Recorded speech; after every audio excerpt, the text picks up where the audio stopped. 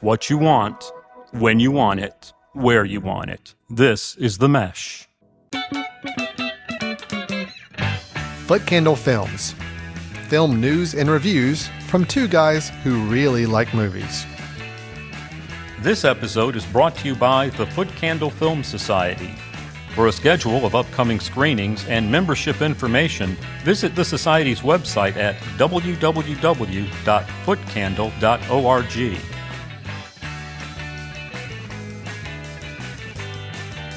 Hello, everyone, and welcome to Foot Candle Films here on the Mesh.tv podcast network. My name is Alan Jackson. With me is Chris Fry, and we are with the Foot Candle Film Society and the annual Foot Candle Film Festival, as well as the co-host of this here podcast, Foot Candle Films. Chris, how you doing? Doing good. I'm glad, happy that we're kind of in the summer movie season where we don't have to wonder what we're going to review. Kind of starting with this week, it's kind of like we have semi-schedule and it's like big movies are being released, so it's kind of a no-brainer. Makes our job easier. Yeah, and speaking of summer, we did take a short little break as far as recording schedule here, so a life in summer started to get in the way, but we're going to see how regular we can keep it throughout the summer months here.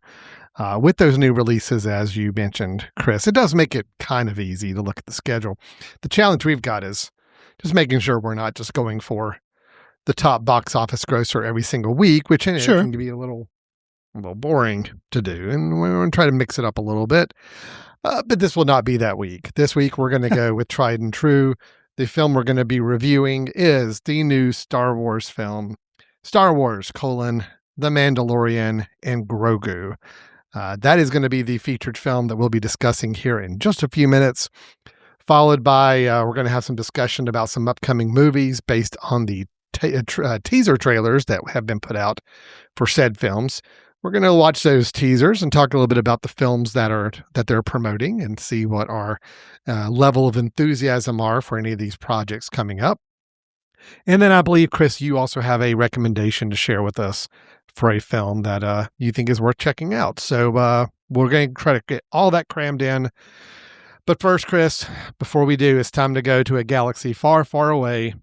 Once again, it's been a little while, but we're ready to take the journey again. Let's talk about Star Wars: The Mandalorian and Grogu.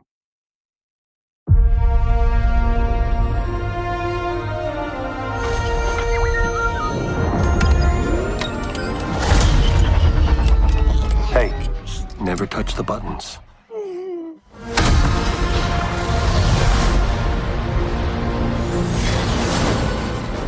I can use some information. Whoa, for this price, I'll tell you whatever you want. I'm looking for a hut. Close for the night. Thank you. Gangsters, war criminals. Long live the Empire. We'll take out every bad guy in your deck of cards. Right off the top, I feel we need to place this review in proper context by settling an important issue. How shall we refer to the character that's voiced and sometimes physically embodied by Pedro Pascal? The Mandalorian, Mando, or Din Djarin? Well, I'm not going to say Din Djarin.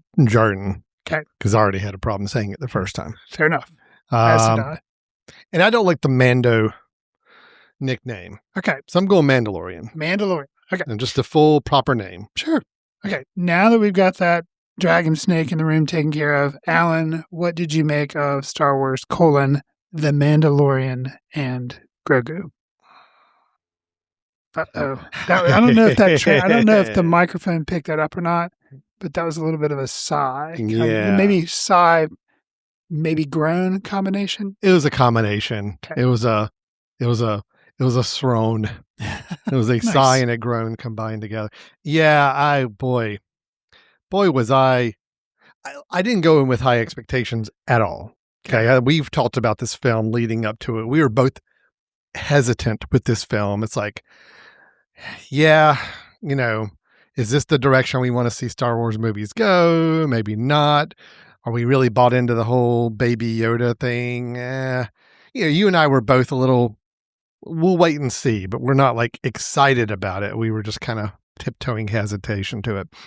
And boy, I still came away just so bored and disappointed in this film.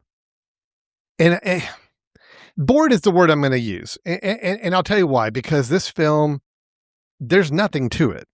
I mean, this film is, you talk about popcorn movies, going to the movies, and it's just a popcorn movie where it's just something to fill your eyeballs while you're popping popcorn in your mouth. That is the perfect definition of this movie. It is the purest popcorn movie. And I guess for people, if you're looking for that, if you just want 2 hours of sci-fi, some gunfire, some CGI creatures, and you just want, just random stuff to fill the screen, and yeah, okay, fine. It's all right, I guess, whatever. But there's nothing else to it. I mean, I don't want to sound like the film critic snob on this side, Chris, but, and I know this is a Star Wars movie we're talking about, but look, Sure. Star Wars means something more. And it's just, there's no development of any character, any sense of the world in this film whatsoever. There is no stakes. I felt like at any point where I felt like things were really important and things were really like had to be done, or there's a reason why we're doing things. It's like, there's just nothing. It was just the most lightweight feather of a movie I could imagine. And it just bored me. I think when I got to about the 2/3 point of this movie, I realized like, yeah, there's nothing else to this movie. It's like, what we're seeing is, this is it. There's nothing else I can grab onto, nothing else I can get any enjoyment out of this. So yeah, I was bored. I did not feel like that this did anything at all for the Star Wars universe. It did nothing for the Star Wars franchise. It just, other than maybe sell a lot more plush Baby Yoda toys, maybe, I don't know. I've got more details, but Chris, Sure. Tell me your thoughts. Am I crazy here? Am I just off base? What, or am I just being grumpy about this? What's your take? So first, let me ask you a question. There have been 3 seasons of The Mandalorian. The Mandalorian. How many of those did you make it through? 2. Okay. I made it. Wait, did you? And you didn't count the Book of Boba Fett, which is Right. technically like a It's a season side. 2.5. Sure. I did see that. I did not see the final season of The Mandalorian. Okay, so I saw the first 2. I saw Book of Boba Fett, and then I think I saw 1 or 2 episodes of the 3rd season, and I was like, You're done. Checked out. My wife and I both just kind of said, yeah, it's not that it's bad. It just kind of seems villain of the week. This just really isn't for us. And my biggest, not complaint, but I think the thing that just shows like, hey, this maybe isn't for you. I did not mind. I guess, do we want to go against the grain and just rebel and also call him Baby Yoda instead of Grogu? Because that should have been my follow-up question to how do we talk about The Mandalorian? Because my wife refuses to call him Grogu. She just says Baby Yoda, and she knows that's not his name, but she's just like, I don't care. They kept it from us for so long. Mm-hmm. That's who he is. It's like the worst tendencies of marketing, and it's a business, so I understand that.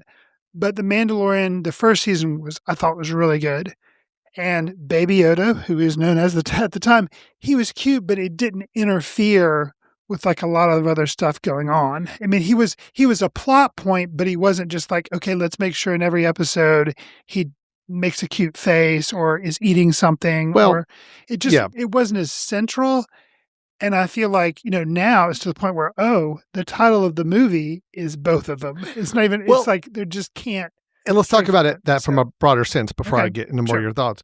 Yeah, exactly. You're right. And when the Baby Yoda in the TV show was introduced, I remember it was the first episode of the first season.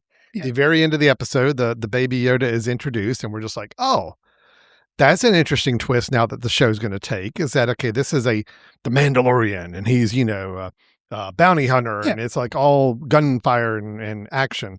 And it's like, a few words, right. Rough and everything. And like, oh, cool. Let's have him see what he's going to do with this little baby. Mm-hmm. okay, yeah, comedy and light drama has always been based off this idea of putting somebody as somebody you would not picture as being a parental figure, and now they're having to deal with a child, and how do you handle that? That's very common in our entertainment world, Right. So it added something to that show to make it just a little interesting. But yeah, now we're here to a movie where it's like, what's the point? Like if I'm somebody who's never seen any of the TV show, which again, I get that, movies can be built to be standalone, or they can be built to you. It helps to bring in some past knowledge either way. But if I'd never seen it and I'm just like watching this movie, it's like, I don't know what their deal is, like who these two are, like what's their relationship really? I mean, is he the dad? Is he just a caretaker? I don't know. What are the implications if they're not together? What does that mean? It's like, no, we know none of that stuff. And the movie has no interest in like developing anything at all about the roles that either of them play in this world. So yeah, please continue. I'm sorry. So no. And so I had dropped off in the third season, and going into this movie, I was like, I wonder if I'm going to suffer because of that. And no, they put up some, text at the beginning, and it was like, okay, well, that's where we are. But as I think basically has kind of been stated in the press, or if you like go searching on Wikipedia, because of the writer's strike shortly after 2020 and some other things that were going on, they had planned for a fourth season of The Mandalorian. Mm-hmm. And then it was kind of deciding, you know what? Let's not do a fourth season. Let's do a movie. And you and I talked about this in the news, and they were kind of like, wonder what that. And to me, I felt like this was maybe 3 episodes, because you were kind of like, 2/3 of the way through the movie. So, and movies usually do have first, second, and third act. But to me, this was like episode 1, 2, and 3 of the fourth season. Sure. And I expect a lot less out of TV than I do movies. Movies, because you're making a point to go to a theater. You expect a kind of a tighter storyline with, more integral details, or you expect something more than I do from typical TV shows. Okay. And I felt like, kind of echoing your comments, I got none of that. I got nothing that was really satisfying. I will say that's true. Nothing satisfying. The opening couple of minutes where they're like, okay, here's their goal. Here's what they're going to do in this movie. Yes. Is they're going to track down Imperial people that have kind of escaped, and we're going to bring them to justice. Kind of like he's a sheriff, and he's going to, or if you bring it up to like semi more modern times, in the 1940s after World War II had ended, going after Nazis and bringing them to justice, because the Empire's always been kind of a, an allegory for that. Absolutely. Whole thing. Yeah. So, okay. Got you. Cool. They start off, they do that. They're trying to track this one guy down. And that was kind of the first episode. Yeah. And that first 10 minutes, that first action sequence before the titles was okay. It was okay. It gave me a little bit of a glimmer of a hope. I'm like, okay, all right. This is not horrible. This is decent entertainment. Although I realize in hindsight that everything that I thought looked cool and interesting visually in all the promotional material for this film all happened in that first 10 minutes. Yes. So as soon as that happened, I'm like, oh, that's not a good sign, because that means the other hour and 45 minutes, they didn't really feel like they wanted to show. What would have been the premiere episode of the show. Yeah. Season 4, episode 1, to get people excited about a second season. Yeah, the premise, I think, fine. The setup, the setup for the movie, again, there could have been a good movie made here. Absolutely. I mean, I think the concept of The Mandalorian and now having this infant stowaway or tag along who he's now caring for, who has like emerging powers, that's interesting. Mm-hmm. But they did nothing with that to set up as a movie to make this at all interesting or fun or in my mind, like engaging in any way, shape, or form. Let me just rattle off, like, you set it up and you said, we had this opening sequence. We're kind of given the setup of this is what the premise of the movie is basically going to be, is that there are these imperial tied warlords or crime people still tied with the empire that we need to go take down. Okay. Yes. Got it.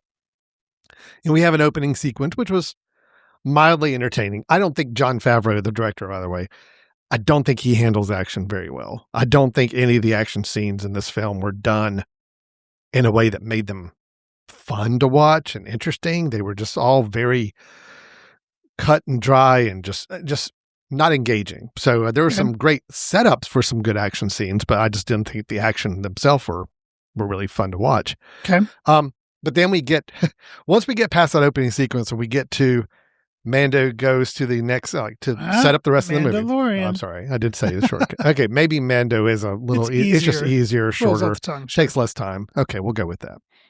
But once we get to the opening credits, which I actually think the opening credits were actually kind of fun too. It's like, it was this rebel base, the rebels have kind of now like set up a more permanent structure of a base. And you see like a lot of shots of like, it harkens back to the original Star Wars with X-Wing fighters kind of being pulled into hangar bays and people walk. I'm like, all right, this is getting me. All right. I'm liking the shots I see here. I think this movie like completely just tanked in the very next scene. Okay. And that is Mandalorian and poor, oh my gosh, actress. I can't believe I'm forgetting her name. Oh, Sigourney Weaver. Sigourney Weaver. Poor Sigourney Weaver. I don't know who was less interested in being in this film, if it was Sigourney Weaver or if it was Pedro Pascal, who we're going to talk about in a minute. Okay. Or if it was Jeremy Allen White, who we're also going to talk about in a minute. I don't know who was more uninterested acting in this film, like interested in being in this film, it seems like to me. But Sigourney Weaver, it's like right away, the film just goes off the rails where it's like, she's like having to be the boss who's reprimanding Mandalorian. It's like, oh, things got really messy out there, Mandalorian. You shouldn't have let things get so bad. You're supposed to follow the rules and all. I'm like, okay, this is about as cliche. And again, we've already seen part of this scene in the trailers as well. So like already in the first 10 to 15 minutes of this movie, I've seen most of the stuff that was in the trailer. I'm like, this is... Normally that would excite me. I'm like, I have no idea what to expect for the rest of the movie. Going. Sure. With this situation, I'm like, no, this has got me worried because they put the stuff like that they thought was going to market this film up there pretty early. And so I have no idea what the rest of it's going to be. And then, but then she turns right around and it's like, oh yeah, you really kind of screwed up that deal and you kind of made some bad things happen. Oh, but here, I want to go give you a gift. I'm going to give you this whole new ship and I'm going to do this. And oh, hey, here's the playing card of the next person I want you to go get. Where a playing card has nobody's face, nobody's name on it. It's like, what? Why didn't you just what tell are we him? doing? It's like, this is like the most cliche setup. And already at that point, I'm like, all right, yeah, this movie I can tell is just not going to work. And it's like the reason he doesn't have a face is because there's supposed to be a surprise reveal of who it ends up being. Which I don't think anyone, including the younger audience that's maybe 7 or 8 years old, that's going to go see this because they like the TV show, I don't think they're going to be surprised. No, well, it's not even a surprise, but like when the person the person is announced to be the villain, you're like, who again? Like, who was that? And then when they show him, like, oh, that guy. Well, yeah, of course. Yeah, of course. He's bad. Like, he's bad. We just didn't know he was bad in that way. But he's yeah, not okay. bad. Well, we just thought he was bad, but he's really bad. And, okay, great. Okay. Yeah, it was like right away. It's like, oh, this is just, yeah. So cliche. Mandalorian walks into the rebel compound base or whatever, and of course everybody stops and has to turn and look and see Mandalorian come in, this big dramatic entrance. It's so cliche. It's so boring. It was just, that's my whole thing, is just this film was just boring. Can we talk about Rada the Hutt? Which is Jeremy Allen White. Jeremy Allen White plays Jabba the Hutt's son. Which, that plot line, he is the one. So what are his aunt and uncle Hutt? I'm just going to call it, I refuse. I'm going to call them Aunt and Uncle Hutt. Yeah, Auntie Hutt and Uncle Hutt. Yeah. Okay. Mm-hmm. So they have information to track. He is Jabba's son, right? Yes. Okay. Yes. They're caring for Auntie and Uncle Hutt have information that is going to lead the Mandalorian to his next playing card that was given to him by Sigourney Weaver. Right, which we are truly saying. These are playing cards that Sigourney Weaver is giving. Actually, that is real world referential to, what was it, people in Afghanistan where they had They have Yes, they have I military understand. targets. So I mean, it's It's a little bit of that. It doesn't make sense for me in the Star Wars realm. No. And again, if you're going to use that motif, if you want to hearken to that, which again, understand the historical semblance Sure. or resemblance of it, Sure. just don't give me a card that has a blank face and no name on it. Right. It's just basically a blank card. It's like, here's your next mission. Like, what? Like, Right. Yeah. what am I supposed to do with this? Right. No, Do they keep the cards? Do they have to turn the cards back in when they turn the person in? I don't understand. yeah. And again, it doesn't fit Star Wars, so it just didn't make sense. Anyway, No, they were okay. trying to be historically clever and reverence, but it just made no sense. Okay, Right. go ahead, please. So Mandalorian says, okay, I will go track down your nephew because I want to get this information. Now, I will say that Rada the Hutt by Jeremy Allen White, I thought there was real potential there.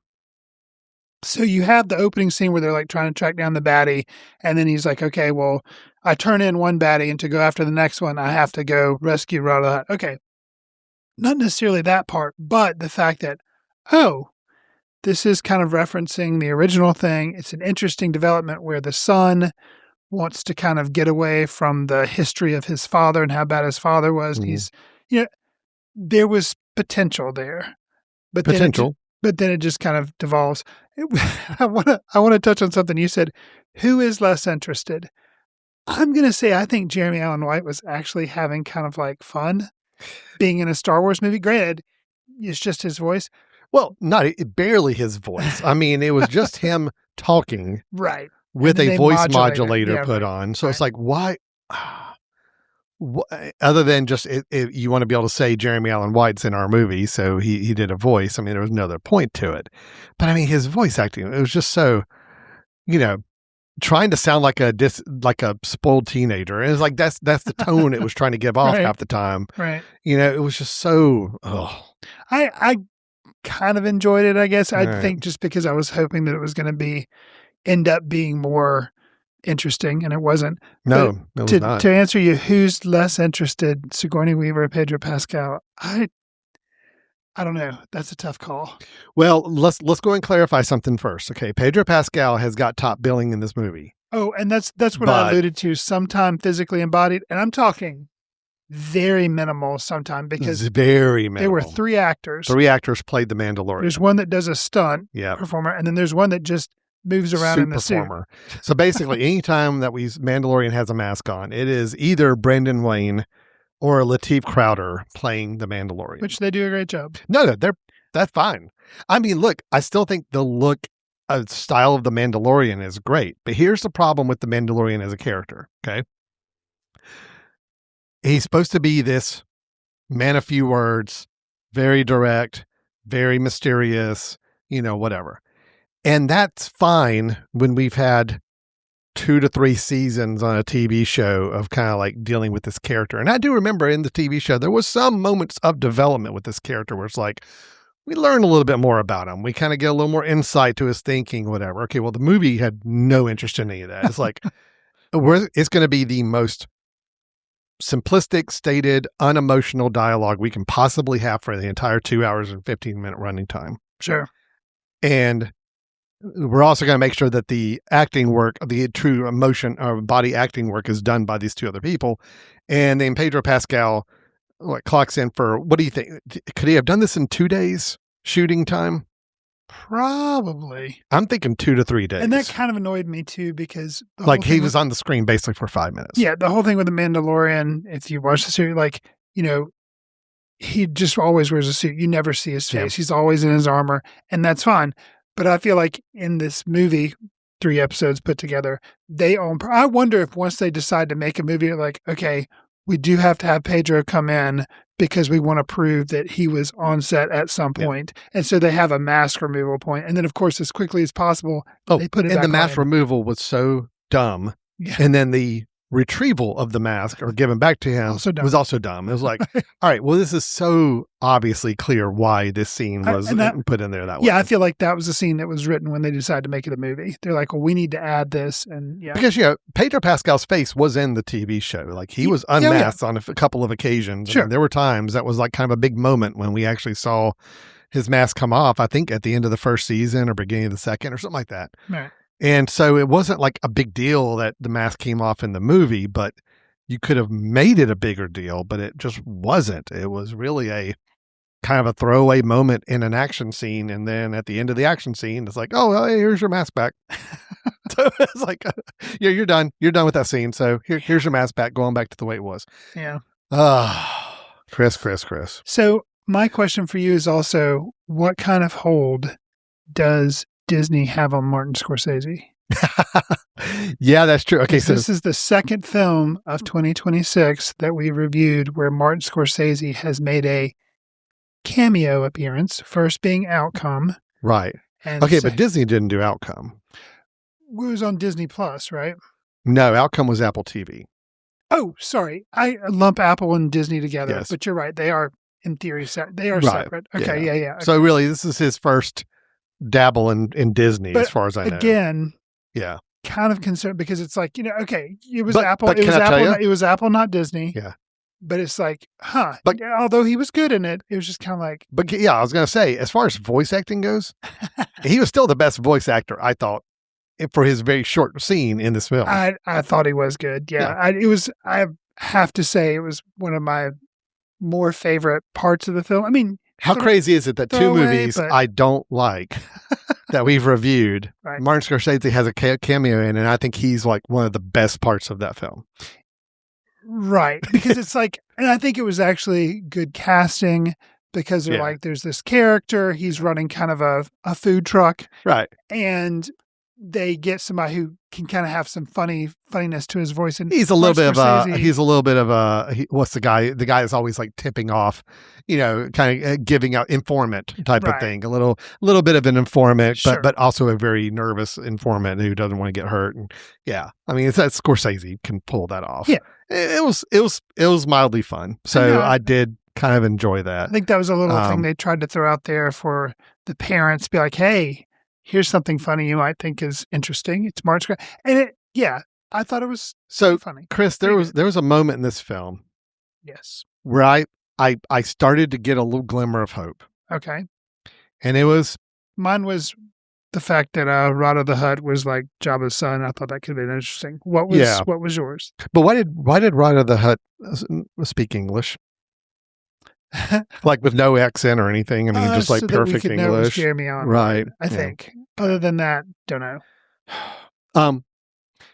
So And that would be too much reading for younger children, Yeah. I guess, maybe. yeah, 2/3 of the way through the film, Yes. there's a moment where I thought something important was going to happen to one of our two main lead characters. And it got me a little slightly excited, thinking that the movie was actually going to try to do something. Is it when Baby Yoda builds a mud hut? Well, it's related to that. Okay. But before that, Okay. the actions that led to Baby Yoda doing the stuff in the jungle that he did on his own for like 20 minutes of the film. That's episode 2. Right. Actually, it would be like episode 3. I think they could have gotten 2 episodes in before that. Maybe. Yeah. Okay. I think the going and then rescuing Rada, that's like 2 episodes. It takes 2 Okay. episodes A part to get to. 1 and to Then be you get to continued. episode 3, which Gotcha. is Baby Yoda out in the jungle. Yeah. Okay. So maybe it's but 4. Sure. they made it seem like something dramatic was going to happen with the other lead character that's not Baby Yoda. And is a little bit of a typical action movie fake out where it's like, oh, you think something's going to happen. You think maybe they're not going to be around in the film after that, and what that's going to mean for the rest of the characters. And I'm like, oh, okay, well, maybe the movie, that's the angle they're taking here. Maybe the development we're going to see is, all right, for the last 3 seasons and now a movie, it's Mandalorian and Grogu kind of need each other. And Grogu, how can he operate without Mandalorian? And I'm like, okay, maybe we're going a little interesting there. And then we spend about 20 minutes of the film where it's just baby Yoda adventuring in the woods trying to accomplish some things. And I found this part also incredibly boring, but because I'm like, you had an opportunity now to do something else interesting and you just still have not chosen to do it. And then it's like when the resolution of this situation where all of a sudden the two leads are all fine and back together is kind of like, man, it's like there's nothing. There's nothing. These characters are no different from the first frame of this film than they were the last frame. And I'm not saying a film has to have the leads go through any kind of development just to make it work. But if you're not going to give me interesting action sequences, if you're not going to give me any interesting twist or unique setups for anything, then at least let the characters breathe and develop some. And you got none of that either, too. So this film became so inconsequential by the end. It was like, I don't understand what we just spent the last 2.5 hours watching. At least if it was a well-shot, well-made action movie, sci-fi action movie, okay, cool. I'm game for that for 2 hours, but it was none of that either. So it's like, man, just what a waste. Yeah. What a waste is, I think, the big thing for me. There was one, I got so bored with the CGI creatures, like everything was just these CGI random creatures everywhere. Except there was one, it was like a giant sea snake. That's the dragon snake. The dragon snake. Mm-hmm. There is a shot of the dragon snake kind of coiled up, and you've got Mando in the bottom corner getting ready to face off with him. I'm like, all right, that's a really good shot. That looks awesome. The dragon snake looks awesome. Cool. And then the action sequence just kind of limped by and nothing to it. So I had little flashes of moments where I thought the film was going to be interesting, and it just didn't. Chris, are you a Babu Frick fan? More or less or the same after this movie? Less. Okay. And Babu Frick. Babu Frick and Friends. Is he from, yes. Which, is it supposed to be him? No. Or it's the type of creature that he is. It's his people. Just like there's more than one Yoda, whatever creature Yoda. Yes, because if you think about classification timeline, I think the Mandalorian and Grogu takes place they're before Frick. before this, after Return of the Jedi, but before Force Awakens. the Rey stories. But yeah. Babu Frick was in the last Rise of Skywalker, Which is my least favorite. Well, prior to this film. Well, okay, we're going to get to that in a second. I am curious to your ranking, how this affects me. The moment the Babu Frick adjacent characters showed up, I was like, oh dear. Yeah. And what actually irritated me even more was how much English they spoke. Yeah. And it was like, basically because it's just them and Baby Yoda on screen, and they wanted to communicate some stuff. It's like, oh, well, we'll just throw a bunch of words because we can't have Baby Yoda speak. Right. So we're just going to throw a bunch of words. And I'm like, no, those guys just talk gibberish. Just like, that's not fair. Like, no. So that irritated me. And I didn't like that character in Rise of Skywalker anyway. Yeah. So, that was problematic for me. I will say, I'm going to mention something positive. Okay, go for it. I liked the music, the score of this film. Agreed. So the guy who won an Oscar for Sinners, Ludwig Göransson, yes, he does the music for this. It's really good. And I thought he picked up John Williams's things like, but okay. he put a cool spin on it. No, it was he like did. this 80s synth vibe kind of, but it still harkened back to the score. It was great. It was like paying homage, but yet doing something kind of different. Just like, something I admired of the film, the opening credits, how they did the text on screen. They followed Rogue One and Solo. We don't do a scroll. Yeah, we just put stuff up. Because we're not one of the official chapter or episode movies. So I'm like, good. You're not trying to make this something that it's not. So I thought that was good. So yeah. The phrase you just said is harken. You like the score because it harkened back while also trying to do something new. Right. I wish that was the motto of this film as a whole. Okay. Yeah. I agree. I don't mind the harkening back and like, hey, look, somebody pointed out to me, there wasn't a single lightsaber in this movie. I'm like, yeah, I'm cool with that. That's fine. Yeah. It's like, yes, you threw in some AT-ATs at the beginning in the opening sequence. Okay, fine. And of course, we got the Jabba the Hutt relationship with his son. I'm like, yeah, it's harkening back. It's reminding you of these things. But I wanted it to do something else and something different and something new. And by the end of the movie, it had done nothing. Sure. So yeah, that was my issue. Yeah. And I will say this is the fanboy nerd part that was excited in the first 10 minutes in that AT-AT sequence. As a child, I had a toy that was supposed to be an Empire toy. It was like a gray little thing that flew that had wings that dropped down. I was like, Okay. I've never saw it in any of the movies. I was like, Mm. oh, who cares? They're going to sell me a piece of plastic. I'm going to buy it as a kid. Was It came it out of in the one of the movie? AT-ATs, and I was like, oh, there it is. There's Okay, that toy that I wow. have no Well, idea what the there name of it is- is, but there. And so for a brief moment, I was like, oh, that's really cool. And I got to relive my childhood because I finally knew what that toy's purpose was. All right. Chris just added an extra half star to his review of the film Maybe. because of a long lost toy that he got to see represented on the screen for the very first time. Yes. That's actually It was kind of cool. It's So kind of nice like, moment. maybe they actually did have a plan for it. They just didn't make it in the movie. Yeah. Who knows? So I'm I try- think, in summary, kind of like, Yeah. if your children or if you have been a huge fan, because there obviously are fans of the Mandalorian TV series, then yeah, I think you'll like this movie. I think you'll find it fun. Will you get anything more out of it? Will it be any memorable than maybe some of the episodes of the series? Probably not. Mhm. But it'll still be an enjoyable time from a family. I will say too, something that kind of struck me. I haven't seen recent seasons, so maybe they've kind of amped up the gunplay and everything. But in that action sequence, I was like, man, what is the body count here? Yeah, there's a lot of shooting. It's a lot of people. Actually, falling a every couple night. times I thought, they're trying to make the Mandalorian a bit more of a Like an John Wick, assassin. John Yes, Wick type yes, of character, where it's just yes. like constant gunplay, constant flicking around people, murdering people, and it's like fire. Which I do love the fire always coming out of the hand. Yeah. And the hand glove thing with the fire is always cool. I can see why this was rated PG-13. Yeah, no, absolutely. It's like, honestly, yeah, there is a bit of a tone issue with the film in that regard, because you're marketing it with the baby Yoda and it's all this, but yet, yeah, in the action scenes, there's a lot of shooting. There's a lot of gunfire. There's a lot of people obviously not making it past that scene. Right. And, it's a lot. So, yeah, just a little fair warning on that, but it is a PG-13 film. So it's got a little odd balance. I mean,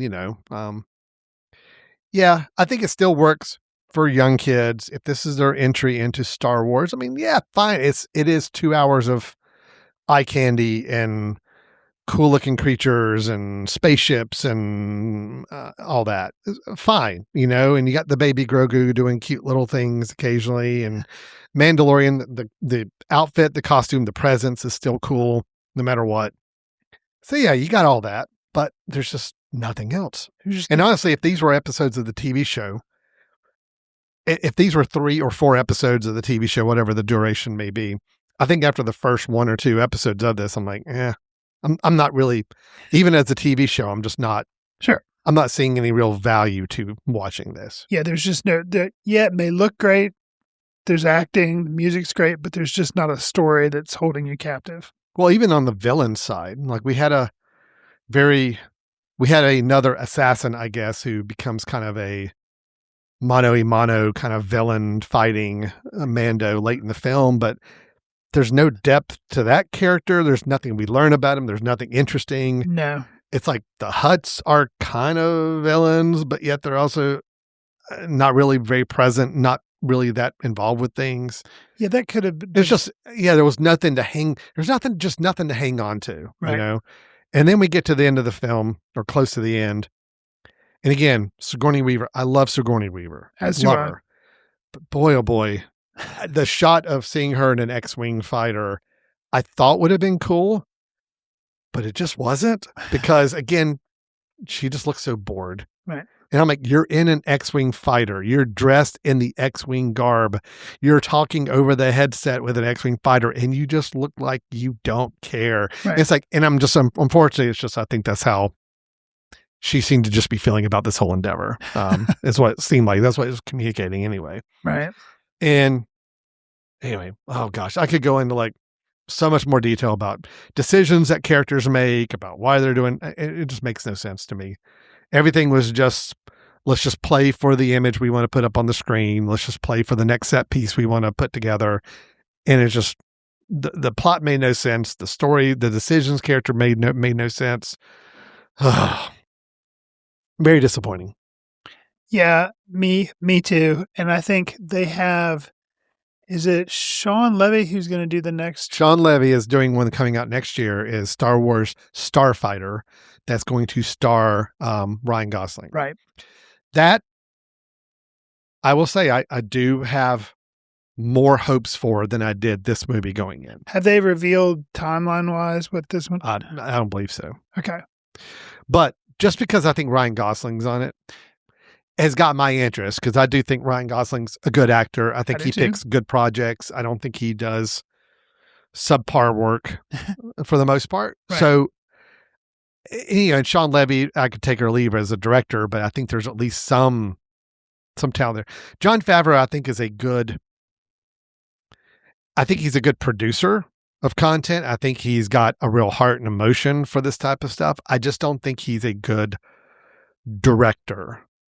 I know he did the first Iron Man movie. Mm-hmm. And I think that movie worked because of the setup and because of Robert Downey Jr. And I think because of the lore around it being a big budget Marvel. I don't think it worked from a craftsmanship, directorial standpoint necessarily. And to me, this film was just a pure sign that, just Favreau just doesn't build sequences, doesn't make scenes that evoke any emotions for me. Okay. And those emotions could be you're thrilled in a great action sequence. It could be emotional because of the dramatic beats to it. And it's just, this film had none of that. And I can blame the writers as well as the director for just not finding something to make this movie work. So, yeah, agreed. It was not that I had high hopes going in, but it did nothing to change my mind. Or It actually was more disappointing to me than I expected it to be. Okay. So I actually came in with low expectations, and this exceeded, like, on the negative side, exceeded Right. those expectations. Gotcha. Okay. Well, that is Star Wars, The Mandalorian and Grogu. Did you have anything else to add? No. We're good.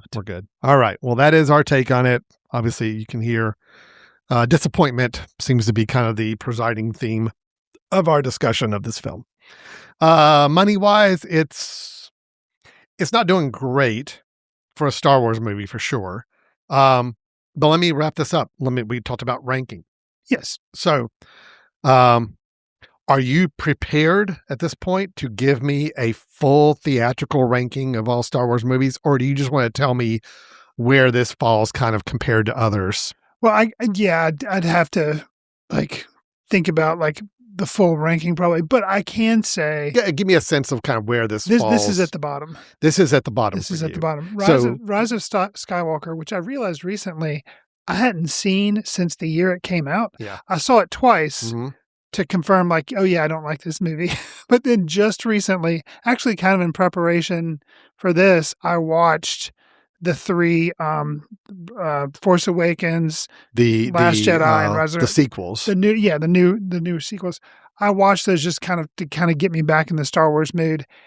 And I realized Rise of Skywalker I have numerous issues with, but there's some things that I do like about it. Well, I will. Yeah, This Grogu and Mandalorian. This is yeah. the It is bottom. the bottom for me as well.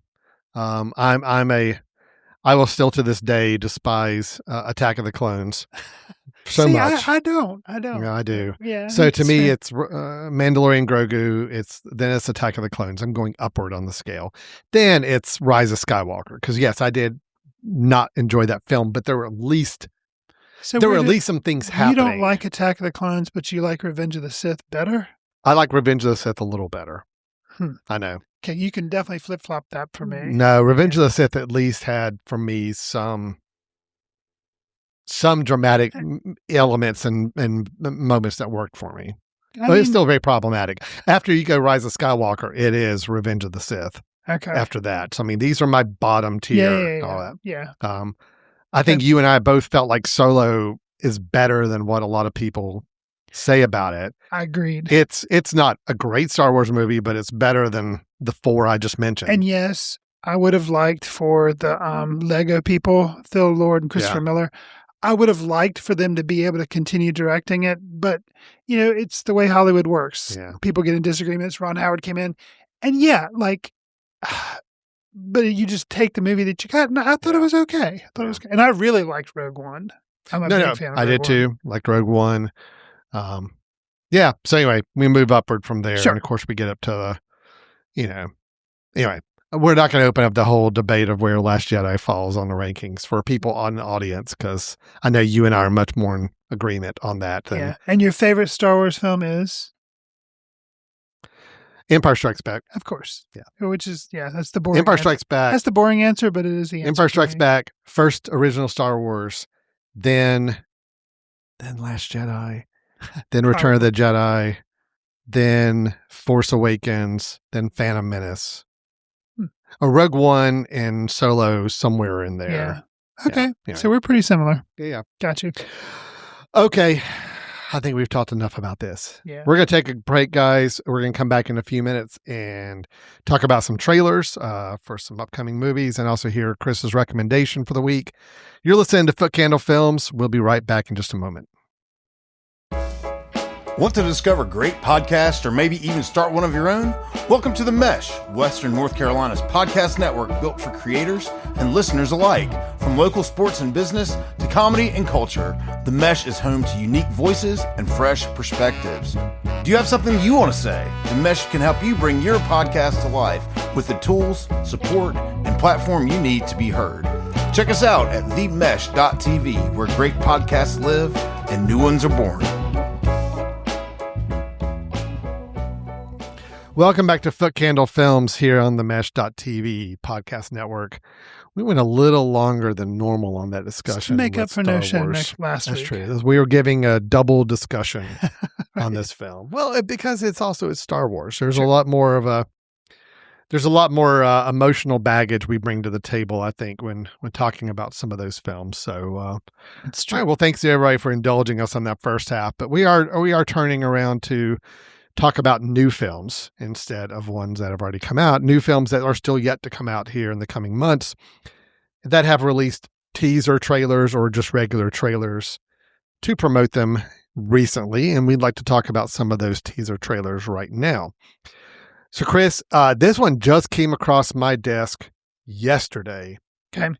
And already I am so fascinated and intrigued by this movie because I had no idea it existed until seeing this teaser trailer and reading about it just yesterday. Okay. This is a film called Primetime, and it is coming from our darling studio A24, which we ought to just make that a segment on the show. Like, what new A24 movie are we going to talk about and get our hopes up high that it's going to be good? So, this is one called Primetime. It stars a Mr. Robert Pattinson, and just even the premise of it, I'm like, all right, very interested. Robert Pattinson will play the To Catch a Predator host, Chris Hansen, in a mysterious new drama film.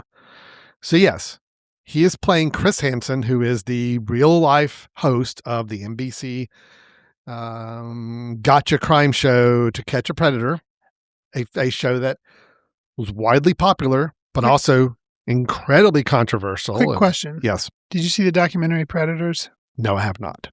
Okay. Yeah.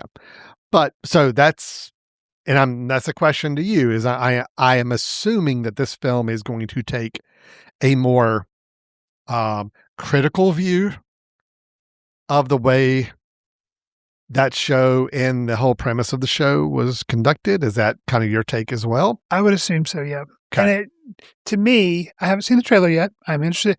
But what is this going to reveal to me that the documentary Predators didn't?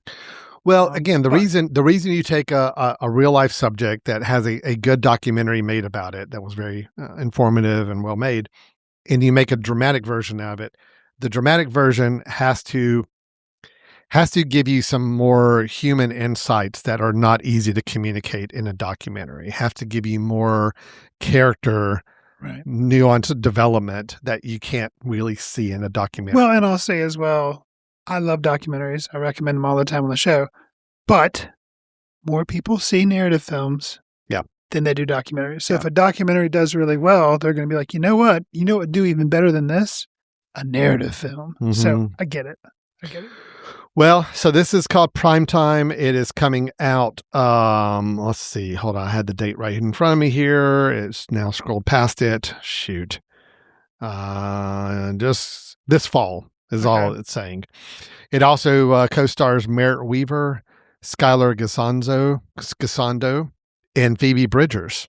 Phoebe Bridgers being alternative rock girl I like quite a bit, the musician. Yeah. And her feature debut that she's going to be in. So Chris, you said you have not seen this teaser yet. I have not. Okay, well here, let's take a look at it then. This is the teaser for Primetime. Come on in. What would have happened if I wasn't here? You see how this looks, right? At the end of the day, the man must be held accountable for the decisions that he makes. Do you agree? Do you watch television? Well, there's something you should know. I'm Chris Hansen. This kid's just predator. At Dayline NBC. And you're about to be a part of television history. We're gonna be the #1 show on TV.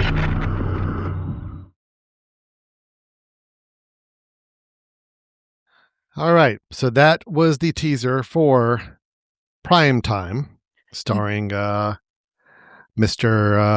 Robert Pattinson. Did you catch the director? Because I did not. I did. Lance Oppenheim. Ah, okay. Lance Oppenheim, which I know I familiar recognize the name.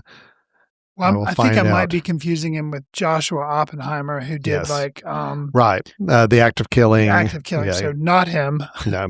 Which I could see him making this movie actually. Lance Oppenheim has made. That name also sounded familiar. Yeah, Some Kind of Heaven. Okay. I think I remember that film. Sperm World. Don't remember that one. Mm-mm. The Paradise Next Door is a short film. Happiest Guy in the World is a short film. Yeah, a lot of shorts. Okay.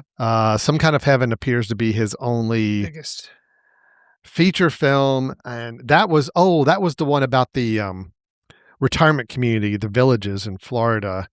But that was a pure. That was a documentary. Okay, I did see that. Okay. Yeah. So he did Some Kind of Heaven. Okay. Yeah, that was it.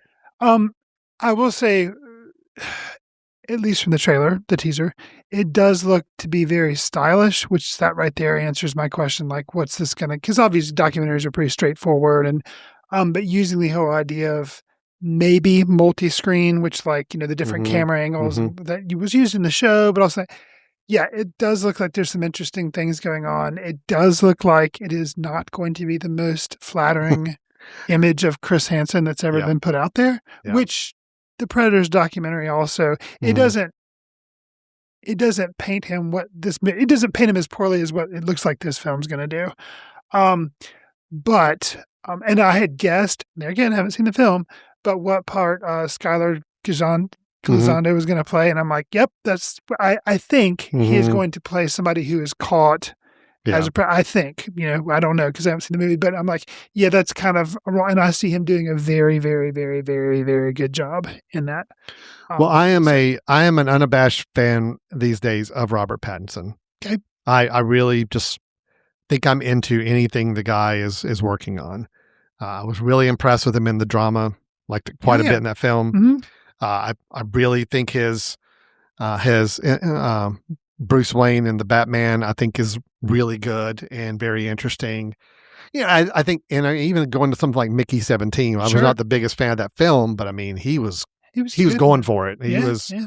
So it's like the guy's got some range, and I'm kind of excited to see him doing a film that I would not have pegged him as being somebody to pull off. But I'm like, no, I think he could do it, and I'm excited to see it. I think in many ways the documentary Predators did this, but I think even more so, it looks like this narrative film is going to kind of hit on it. Just kind of a reckoning with reality TV and doing that with a narrative film. So there you do get insights on some, it's not just, you're able to do a little bit more because you can use the narrative structure. So, yeah. No, I think in a good situation, a documentary and a narrative film exploring a subject can complement each other and kind of give you the different angles you need. Both can be successful, both can work. The challenge has always been when you have a really good documentary and then somebody tries to make a narrative film. If all they're doing is just basically acting out the parts of the documentary with actors, it's like, especially a lot of musical biopics. It's like, all right, we've seen documentaries, we know these characters. I don't need to just see somebody just acting out these scenes on screen. That's not interesting to me. The documentary is much more interesting. Right. So I think this has got a chance to be different. So. And you can't hold it against me, listeners. If when this film comes out, maybe I'll like it or whatever, but on that episode, I wouldn't be surprised if I recommend Predators as my recommendation because a lot of times it's like, okay, here was a narrative, it was an interesting story. Maybe it was hard to watch, but it was still, well done.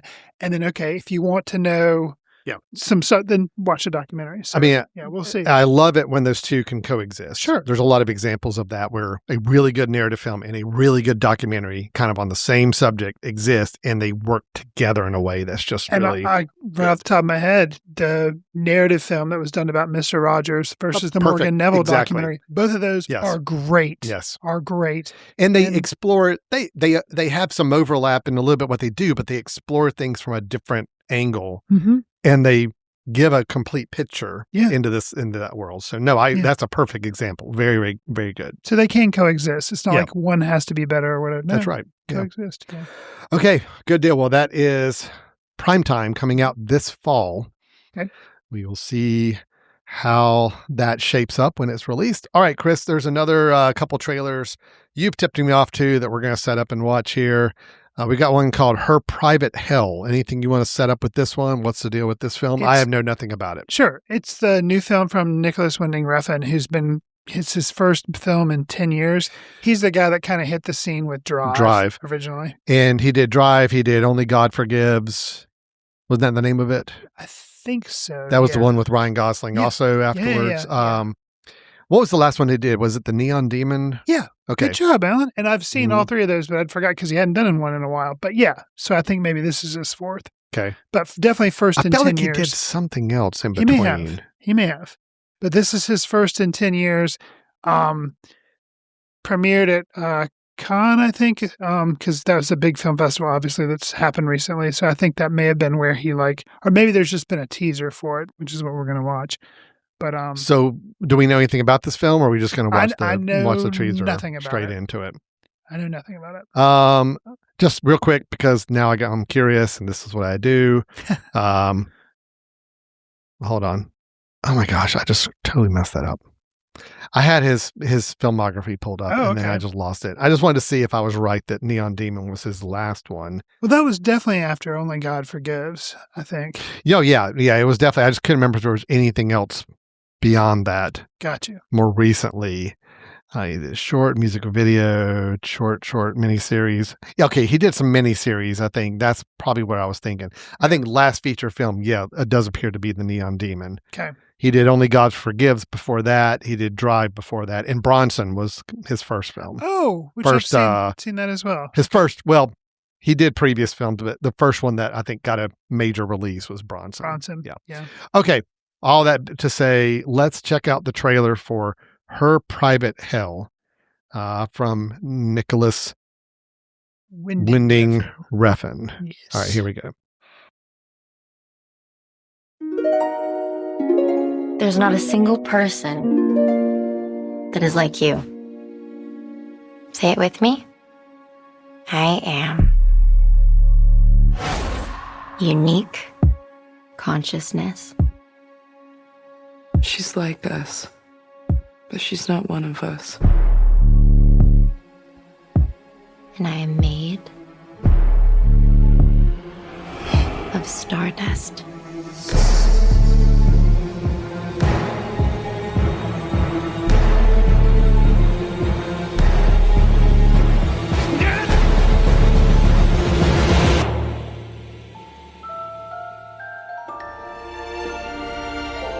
The moment you forget that is the moment you disappear.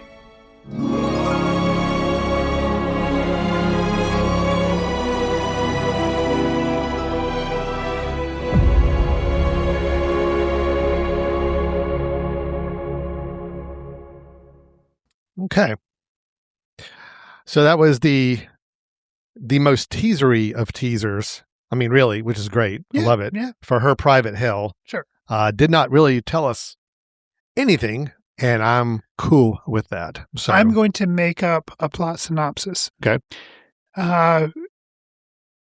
Struggling model or new model is trying to break into the world and try to get famous and has to make sacrifices, and in doing so enters her own private hell. That's kind of what it looks like to me. It actually looks very similar in story-wise and color palette and everything else to the Neon Demon. Agreed. So maybe this is just Neon Demon Part 2. So, Chris, I'm going to give you an option here. Okay. I'm sitting here in front of me looking at a one-line description of this movie. And it's just Neon Demon Part 2? No. Okay. And this description is very different than what I feel like I just saw in this teaser. Oh. Would you like to hear this description? Sure, It's one line. Sure. I don't think it spoils anything from the film, but all right. When a mysterious mist engulfs a futuristic metropolis, unleashing a deadly and elusive entity, a troubled young woman searches for her father, and her quest collides with an American GI on a harrowing odyssey to rescue his daughter from hell. Okay. Yeah. So it sounds like a big swing. Yeah. Charles Melton, I'm going to guess, is the GI. Yeah. I mean, we saw Charles Melton in the in the trailer, and this Sophie Thatcher is the kind of the lead. But yeah, reading that description, I'm like, huh. I could see futuristic metropolis. Yeah, I think there was some futuristic Blade Runner looking kind of imagery in there. Sure. A mysterious mist. I don't remember seeing that, but fine. Unleashing a deadly entity, searching for her father, but then the American GI rescuing his daughter from hell. I'm like, okay, yeah, that was. I love the fact that teaser trailer gave me very little of that, and to know that that's the film that could be waiting. Sure. All right, cool. I'm on board. So that is in theaters July 24th, coming up in just like a month and a half or so here, 2 months. Okay. Well, that is Her Private Hell from Nicholas Winding Refn. All right. Let's take a look at the last teaser trailer we have. Chris, this is a film called Hope. Yes. This is from Her Private Hell was from Neon. Yep. These are both Neon films coming out. This is one that's in theaters this fall. What do you know about Hope? It had its premiere at Cannes. It's from a Korean film or Korean director, Na Hong Jin, and it received a lot of buzz coming out of Cannes. So, how long was the standing ovation? I have not got a time on it, but supposedly it was good. Because I base my opinions solely on the number of minutes people stand for ovations. And after Her Private film. Hell also I saw the trailer mention that it had premiered at Cannes. So I don't know which of these had the higher ovation ovometer. I really don't know how to feel about them then. I know. It's hard to say. All right. So is this a science fiction? Do we know what the deal is? It's one of those that you got very few plot details, but I think there is a sci-fi element to it. Well, let's check out the teaser trailer for the film Hope. Here we go.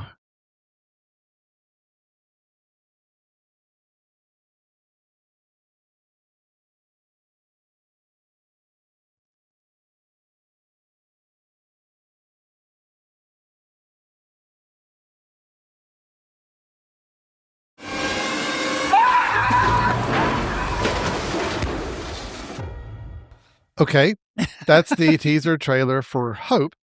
I'm giving that little odd inclination because this is a South Korean film, I believe, right? Definitely Korean, but Korean. yeah, probably not North Korean. So yes, South Korean's fair. Yes. And we see the director's name, we see a lot of the cast name, but then we saw also Alicia Vikander and Michael Fassbender. Yep. Interesting. Yes, it is interesting. I'll just say this, Chris. This is the first. I played this teaser off of YouTube, and obviously you have a lot of comments underneath it that people make. The very top comment right underneath it is that this looks like, quote, a loud place instead of a quiet place. And I'm like, touche to whoever commented on that. I'm like, yes. yeah. It reminds me of District 9. Yeah.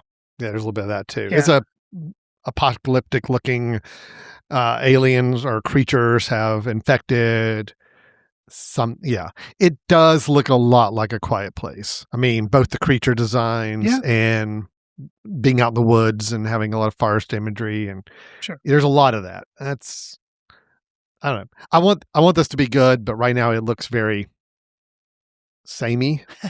I mean, we've seen a lot of these. It's like it's this whole. And if I hear what you're saying. Yeah. I hadn't seen the teaser obviously until now. So, if this was coming from an American studio or an American filmmaker and everything, I would probably be like, I'd have a lot of those same fears. Sure. But because it looks like it does take place in Korea, and I feel like it'll be kind of tackling different things. But yeah, I mean, it's aliens, and I can see why they say a loud place. I get it. Yeah. But I am still hopeful. No, I'm always hopeful. I just, I hope there's something interesting. I hope there's something different there. Sure. It looks good. I mean, it looks like shot really well. It's like interesting set pieces. And I was surprised because with these type films, one of the biggest things is, do they show what the creature looks like in the trailer? And it looks like they did, but then they showed some interesting, looks like there may be more than one. Yeah. So that's, I don't know. We'll see. One type of creature, one type of alien, who knows? So we will curious. see. Yes. Absolutely. All right. Well, those were the 3 trailers we wanted to talk about. So we have Primetime, we have Her Private Hell, and Hope, all coming out sometime between July and this fall. All 3 of those. Okay, Chris. Well, I think we are done with news. We are done with our glimpse into the future. Let's go backwards in time again a little bit, and let's flip over to your recommendation. What do you have as a film that's obviously already out? So therefore, in the past reference I made, what is a recommendation of a film you think we ought to be checking out right now? This film is 12 years old. Came out in 2014. Alan, you have seen it, so you don't have to add it to your watch list. Yeah. I'm going to give you the 1-sentence summary, and you're going to tell me the name of the film. Ooh, I like this. Good. Okay. Mm-hmm. Happy Hogan leaves the employ of Iron Man to go out and cook some really awesome eats out of a food truck. Oh, yeah, this is Chef. Yes. Yeah. We actually reviewed this film back in like 2014 on the show. Yeah. I gave it a 3.5-star review. So did you bring this up specifically because I talked about how Jon Favreau is not a good director? I had already planned to do this film, and then you mentioned that, and I take it back. This film was good. And he was the only writer on this. He wrote and directed it. So, but this is not an action film. No. So, true. And it does have more like it has a lot of heart to it, and has a lot of good imagery of food. So don't go into this film hungry. But it's great. It's currently streaming on Netflix. I think you can also watch it like on the Roku channel. But Chef, highly recommend it. 2014 film. It's good. So I agree. We actually brought it as a foot candle screening several years back. Not only did we review it on the show, but we brought it as a screening. We did. Okay. I thought it was really good. It was a fun, light hangout movie that I thought was it was really good. And I'll say this too. There is a version of the song Sexual Healing that is played, I guess, maybe by a Cuban band in the film. Okay. That I still think is just an amazing rendition of that song. I still have it in my playlist I play on a regular basis. All right. It's very, very good. I wish I could remember the name of the band right now. Oh, man. See, the Hot 8 Brass Band. That's it. Okay. The Hot 8 Brass Band does a cover of Sexual Healing on the soundtrack for Chef, which I still think is just chef's kiss. See? Nice. How I did that. Nice. Wove that in there. No, it is a really good movie. Yeah. I'm glad you recommended it. Because, Jon Favreau, that's the style I need him playing in. He made Swingers, obviously, which I think is great. Sure. Or wrote Swingers. I don't think he directed it. I think he just wrote it. Yeah, I'm not sure. But still, wrote Swingers, great. He wrote and directed Chef, also great. So I think that's his vibe. That's where he's really good. And actually, I heard background production on the Mandalorian and Grogu movie that during production, Jon Favreau was cooking for the cast and crew Nice. throughout the production. Yeah, because he likes it's That's his something thing. kinda, He likes to do. So I'm like, just lean into that, man. Like, that's your thing. Let's make some more movies like that. Let's do that. That's great. Fair enough. Anyway, cool. Good recommendation. Thank you. And thank you for being one that I've already seen a couple of times. I don't have No to problem. add to my list. That's very nice. Okay. Well, that is our show for today. We have expressed our disappointment in Star Wars: The Mandalorian and Grogu. We talked about 3 very interesting and very different films that we are looking forward to seeing in the next few months. And Chris brought up a reason why Jon Favreau can be a good director and can make some good movies that we like. So with that, Chris, if anybody has any feedback, thoughts, comments, criticism, they want to champion the Grogu movie, have at it. Tell us. Give us some positive. We are open to that. I mean, this is not a matter of we believe that our opinion is like, the gospel that needs to be stated by everybody. No, we're totally open. If somebody says, look, this was a really good movie, this did accomplish some things, tell us why. I'd like to hear some thoughts and feedback on that. So Chris, how can they do that? You can contact us by sending an email to info@footcandle.org, or you can leave us a voicemail at the mesh.tv website. On that website is also where you can check out past Foot Candle Film episodes, as well as other podcasts on various subjects from barbecue to comedy to mental health. We are also on Facebook at Foot Candle Film Society and other social platforms as Foot Candle Film. I am on Letterboxd, where I try to track what I'm seeing. Alan sometimes pops in there, but you can check us out on there as well. Do us a favor. If you like the show, consider leaving us a review on whatever platform you receive your favorite podcast on, because it'll help us reach new listeners, and we'd appreciate it. By the way, the 2026 Foot Candle Film Festival is coming up September 18th through the 27th. It'll be held here in Western North Carolina. So if you're going to be in the area, or maybe you want to take a break and take a trip, we'd love to have you come join us for the festival. Absolutely. All right. Well, we're going to wrap it up for today. Thanks everybody for listening to Foot Candle Films. We enjoy spending this time every week-ish or so to talk movies and have you guys listen in. So thanks a lot. We'll look forward to talking to you next time. Take care. See you in the ticket line.